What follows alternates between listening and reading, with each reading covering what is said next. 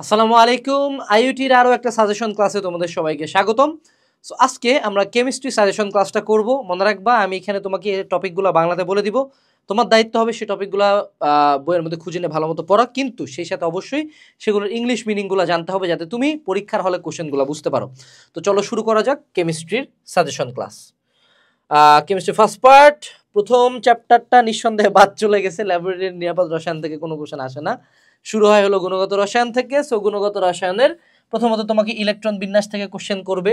Electron বিন্যাস মানে নিঃসন্দেহে তোমাকে ব্যতিক্রমগুলো চাবে, কেন এটা এসে ঢুকলো, কেন পিতে ঢুকলো, কেন পূর্ণ অর্ধপূর্ণ, এই টাইপের কোশ্চেন।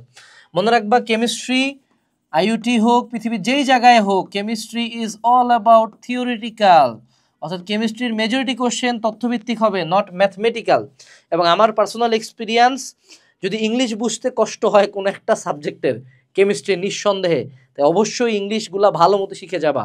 আইইউটির কোশ্চেন ব্যাংকটা বাংলা মিনিং সহ সলভ করে যাবা, অ্যাটলিস্ট বাংলাগুলো জানবা, নাহলে কেমিস্ট্রি কোশ্চেন বুঝাও পাবা না ভাই কী চাইছে। এরপরে হলো তরঙ্গ সমীকরণ সংক্রান্ত, ভর ত্রুটি বন্ধন শক্তি সংক্রান্ত, দ্রাব্যতা বিষয়ক। এখানে দ্রাব্যতার কঠিন ম্যাথগুলো দেয় না, কিন্তু আমাদের এই ভর ত্রুটি আর বন্ধন শক্তি এগুলো কিন্তু আসলে আমাদের গুণগত রসায়ন চ্যাপ্টারের অন্তর্গতই না। এগুলো হলো ওই যে পরমাণু মডেল আর নিউক্লিয়ার পদার্থবিজ্ঞান একটা ছিল না ফিজিক্সে, ওই ফিজিক্স থেকে এটা পড়ে নিবা, ঠিক আছে। এর পরবর্তীতে আয়ন শনাক্তকরণ, শিখা পরীক্ষা, গ্রুপ বিকারক, এগুলা মেজরিটি অফ দ্য টাইম বর্ণগুলো আছে, যে এটা কী কালার, এটার সংকেত কি, এটা হলো সংকেত, ওটার কালার কি, কোনটা শিখা পরীক্ষায় কোন আয়ন কি দেয়, এই জিনিসগুলো আসে। ক্রোমাটোগ্রাফি থেকে তোমার সিম্পল কোশ্চেন করবে, কি দিয়ে কি সেপারেট করা যায়।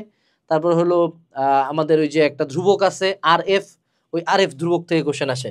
আর জৈবযোগের আংশিক বিশ্লেষণ, আংশিক বিশ্লেষণের মূলত এই যে দেখবা যে তোমাদের বইয়ের আয়ন শনাক্তকরণের পরে কিছু আছে, দ্রাবক নিষ্কাশন, আংশিক বিশ্লেষণ, ফ্র্যাকশনাল ডিস্টিলেশন, ঊর্ধ্বপাতন, এই জিনিসগুলো থেকে সাধারণত কি কি এক্সট্র্যাক্ট করা হয় এবং কি কি কাজে লাগে, এগুলো এগুলো একটু জাস্ট প্রসেসগুলো রিডিং দিয়ে যাবা।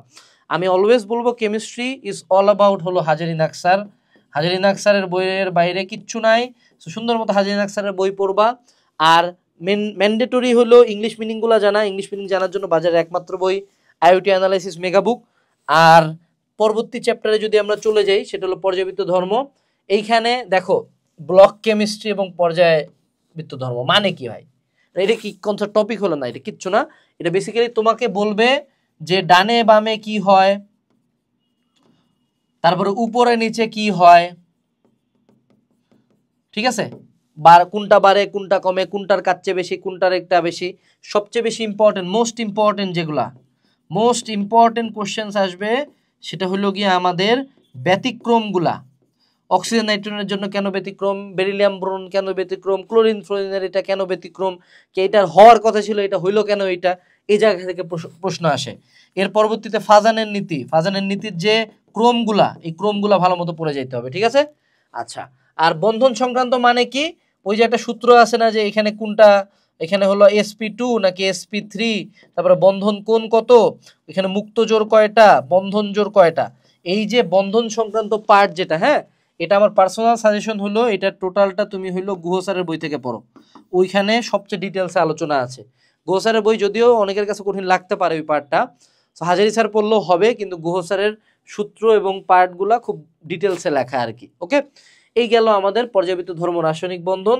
এরপরে চলে আসলো রাসায়নিক পরিবর্তন, এইটা হলো মোস্ট ইম্পর্টেন্ট চ্যাপ্টার। আমি দেখছি এখান থেকে এরা প্রচুর কোশ্চেন করে আইওটি, ঠিক আছে। সো গ্রিম কেমিস্ট্রি কি, এটার মূলনীতিগুলা কি, অ্যাটমিক ইকোনমি হিসাব করা, বিক্রিয়ার হার ও ধার ধ্রুবক, এখানে হলো ক্রমের বিক্রিয়াগুলা যেগুলো আছে, ঠিক আছে, প্রথম ক্রম বিক্রিয়া, দ্বিতীয় ক্রম বিক্রিয়া, এই সূত্রগুলো দেখবা পুরাতন বইতে, নতুন বইতে কিছু কিছু আছে, এগুলো করে যাবা। কেপিকেসি বের করা, পিএইচ বের করা, পিএইচ কিন্তু দুইভাবে হয়, একটা হলো গিয়া যে ডিরেক্ট H2SO4 বা ডিরেক্ট যেগুলো হলো সবল অম্ল, সেগুলোর পিএইচ বের করা বা সবল ক্ষারের পিএইচ বের করা, আর দুর্বল অম্ল ক্ষারের যে আমাদের অজওয়াল্ডের সূত্রটা আছে, হ্যাঁ, অজওয়াল্ডের সূত্র থেকেও ম্যাথ দেয়। এরপরে তাপ রসায়ন হলো বেসিক্যালি হেসের সূত্র দিবে। বিক্রিয়ার হার বিষয়ক, ওই যে বিক্রিয়ার ক্রম, প্রথম ক্রম দ্বিতীয় ক্রম, বিক্রিয়ার হার বাড়বে না কমবে, আর হিন্দিসের সমীকরণ দিয়ে, ঠিক আছে। এর পরবর্তীতে বিক্রিয়ার হার ধ্রুবক ও সক্রিয়ণ শক্তি, এখান থেকে সাধারণত ম্যাথ দেয় না, কিন্তু তারপরও আরহেনিয়াসের সমীকরণটা একটু দেখে যাইও। অনেক ক্ষেত্রে আরহেনিয়াসের সমীকরণের যে রাশিগুলো আছে সেগুলোর মান দিয়ে বলতে পারে যে এটা বের করো, তো এই জিনিসগুলো আইইউটিতে একটু এই চ্যাপ্টারটা একটু ক্রিটিক্যাল করে, যেমন ফিজিক্সের একটা চ্যাপ্টার গাঠনিক ধর্ম ক্রিটিক্যাল করে, এই চ্যাপ্টারটাতে পেঁচায় ভালো, ঠিক আছে। দহন তাপ তো কিছুই না, ওটা তো হেসের তাপ রসায়ন থেকে, হেসের সূত্র থেকে আসবে। তুমি দেখো এখন পর্যন্ত কেমিস্ট্রির যে টপিকগুলো পাইলাম এগুলা মেজরিটি অফ দ্য টাইম তোমার পড়া টপিক, জানা টপিক।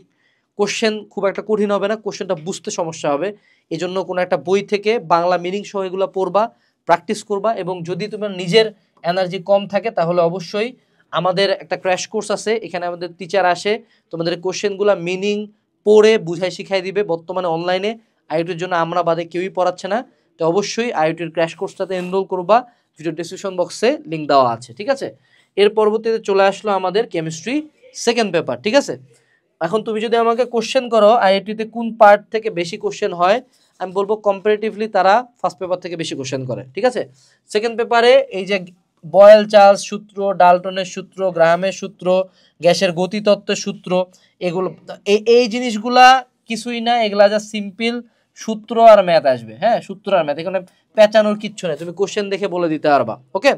আর Brønsted লাউরি theory, conjugate acid base, এগুলা বলবে যে কোনটা কোনটার কনজুগেট, কোনটা হলো তা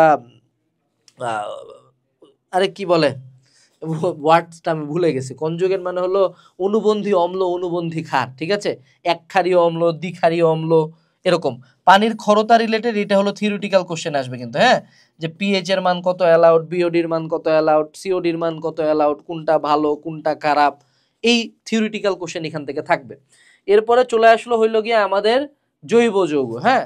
এখন জৈব যৌগ দেখো তোমার এখানে লেখা রাখছে হইলো গিয়া দুইটা টপিক, এখন দুইটা টপিক আসলে বুঝার উপায় নাই, সবচেয়ে বেশি কোশ্চেন আসে হলো সমানুতা থেকে, যদিও সমানুতার কোশ্চেন আসলে পারার মতো না, unless it is from D or L, বা যেটা হলো আলোক সমানুতা, এই পার্টটা একটু পড়ে যাইও। এর বাইরে যদি কোশ্চেন থাকে যে ধরো আমি তোমাকে দিছি C3H8O7, হ্যাঁ, এটা থেকে কয়টা সমাণু হওয়া সম্ভব, এইসব কোশ্চেন অ্যান্সার করো না, ভুল মাইনাস মার্কিং খায় নাই হয়ে যাবা কিন্তু, সাবধান সাবধান। আর জৈব যৌগ থেকে দেখো, জৈব যৌগ সমগোত্রীয় শ্রেণী কার্যকরীমূলক, কার্যকরীমূলক থেকে প্রচুর কোশ্চেন আসে, কোনটার কার্যকরীমূলক কি, কিন্তু কিন্তু আছে এখানে জৈব যৌগের টিপিক্যালি যেগুলো আসে, কিছু বিক্রিয়া পড়ে যাবা সবগুলো শ্রেণীরই, হ্যাঁ। এক হলো শনাক্তকরণ বিক্রিয়াগুলো পড়বা, কিভাবে শনাক্তকরণ করা হয়। দুই হলো নামীয় বিক্রিয়াগুলো, যে হেলভেলার জেরিনক্সি, বার্চ বিজারণ, অর্থপ্যারা নির্দেশক, ফিডেল ক্রাফ অ্যালকাইলেশন, ফিডেল ক্রাফ অ্যালকাইলেশন, তারপর হলো হফম্যান ডিগ্রেডেশন, ভিগনার্ড বিকারক, যেগুলো নামীয় বিক্রিয়া, ঠিক আছে, নামীয় বিক্রিয়াগুলা, ঠিক আছে, নামীয় বিক্রিয়া। আর কনভার্সন বিক্রিয়াগুলো, যে এই থেকে এই বানাইতে চাই, ওই থেকে এই বানাইতে চাই, সিম্পল কয়েকটা প্রসেস আছে, সবচেয়ে ইম্পর্টেন্টগুলো দেখে গেলাম। পার্সোনালি ইফ তুমি যদি আমার কাছে জানতে চাও জৈব যৌগের জন্য কোনো একটা গাইড ফলো করা ফার মোর বেটার রেদার দেন মূল বই পড়তে গেলে মাথা পাগল হয়ে যাবে। আমাদের বইতে আমরা জৈব যৌগ একটু ছোট করে রাখার চেষ্টা করছি, সো তুমি বইটা থেকে চেক আউট করতে পারো।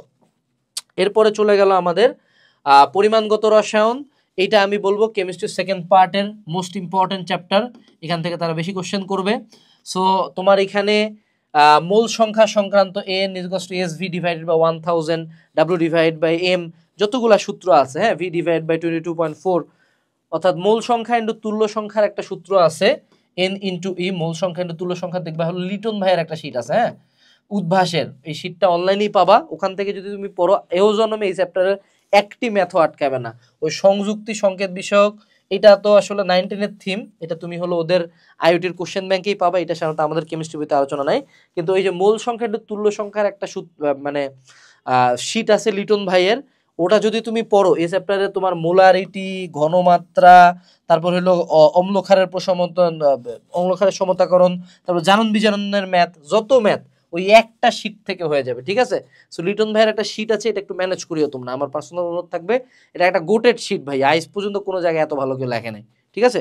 আচ্ছা, এর পরবর্তীতে আসো, সেটা হলো তড়িৎ রসায়ন। তোমাকে এখানে সবচেয়ে বেশি কোশ্চেন করবে ফ্যারাডে সূত্র থেকে, W = ZIT কতটুকু সঞ্চিত হবে না হবে। অনেক ক্ষেত্রে হলো যে দিতে পারে যে একটা দ্রবণ আছে 3 মোলার, সে টু সে এত গ্রাম 10 মিনিট আমি হলো বিদ্যুৎ প্রবাহিত করছি, তাহলে নতুন ঘনমাত্রা কত হবে, এই টাইপটা একটু করে যাইও, ঠিক আছে। ধাতু সক্রিয়তা সিরিজ, এটা মুখস্থ করবা ছন্দ দিয়ে।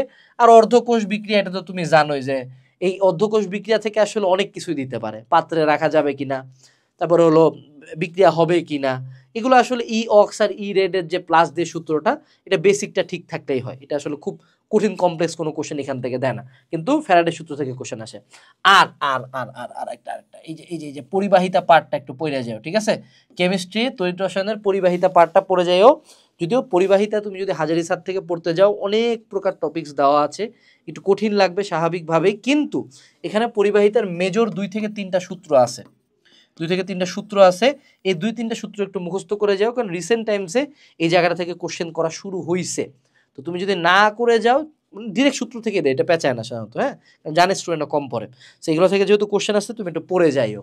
এই দিয়েই আমাদের কিন্তু কেমিস্ট্রি টোটালটা শেষ হয়ে গেল। এখন কেমিস্ট্রি তোমাকে মনে রাখতে হবে, আমি আবারও সামারি করে দিই, মূল বই পড়বা, ইংলিশ মিনিং 100% জানতে হবে, নাহলে কোশ্চেনও ধরতে পারবা না, থিওরির দিকে বেশি ফোকাস দিবা, আর বিগত বছরের কোশ্চেন সলভ করবা। আর কিছু সোর্স যেগুলো আমি বললাম, লিটন ভাইয়ের বই, গুহা স্যারের বই, তারপর হলো গিয়া যে কোনো একটা গাইড বই, এগুলো থেকে পড়াটা বেটার। কিছু কিছু সোর্স, কিছু কিছু চ্যাপ্টার, কিছু কিছু টপিকের জন্য সেগুলো একটু ফলো করার চেষ্টা করি, ওগুলো অনলাইনে ফ্রিতে অ্যাভেলেবল আছে। এবং অবশ্যই ইংলিশ মিনিং জানার জন্য আইওটি ক্র্যাশ কোর্স এবং আমাদের আইওটি অ্যানালাইসিস মেগা বুক ভিডিও ডিসক্রিপশন বক্স থেকে অর্ডার দিতে পারো। আজকে এই পর্যন্তই। আইওটি ভর্তি পরীক্ষার জন্য রইল শুভকামনা। আসসালামু আলাইকুম, টাটা।